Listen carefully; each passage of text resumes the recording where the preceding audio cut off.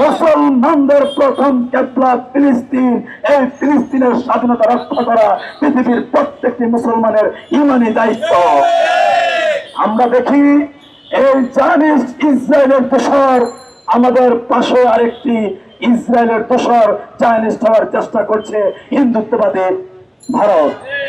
এই ভারত বিভিন্ন নাটক সাজিয়ে আমাদের কাশ্মীরের মুসলমান ভাইদেরকে হত্যা করার জন্য যে পায়তারা করছে সেটা আমরা রুখে দিতে চাই।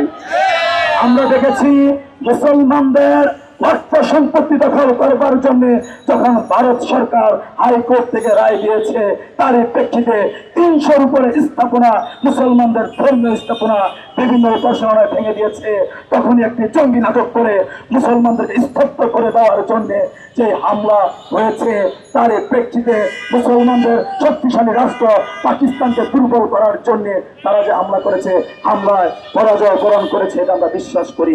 কারণ মুসলমানরা পরাজিত হতে পারে না।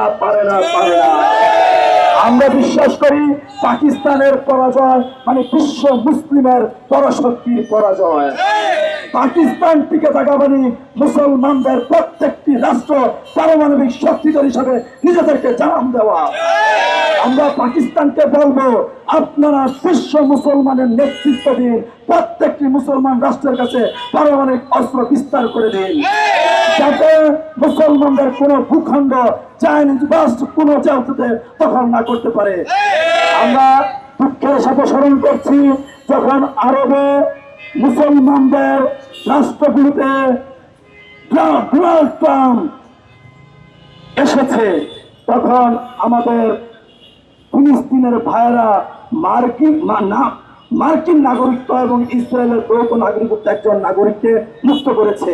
আমরা বিশ্বাস করেছিলাম ডোনাল্ড ট্রাম্প ফিলিস্তিনকে একটি স্বাধীন রাষ্ট্র ঘোষণা করবে, কিন্তু আমরা দেখতে পেলাম নির্লজ্জভাবে আরব শাসকরা কেউ এই বিষয়টি উত্থাপন করে না এবং ডোনাল্ড ট্রাম্পও গা সারা দিয়ে চলে গেছে।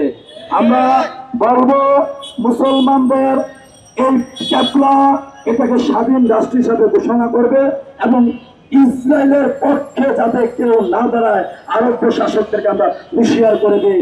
এবং বাংলাদেশ থেকে আমরা বলবো ডক্টর মোহাম্মদ ইউনূসকে আপনি যথাযথভাবে ভূমিকা পালন করেন। মুসলমানদের উপরে যে বর্বর হামলা হচ্ছে বিশ্বব্যাপী, সেটাকে রুখে দেওয়ার জন্য আপনি নেতৃত্ব দেন, বাংলাদেশকে মুসলিম নেতৃত্বের কাতারে নিয়ে আসেন। আমরা জনগণকে বলবো ইসরায়েলের পণ্য বয়কট করুন, ভারতীয় পণ্য বয়কট করুন, যত চাইনিজ আছে তাদের বিরুদ্ধে আপনারা রুখে দাঁড়ান, এটাই আমাদের ইমানি দায়িত্ব।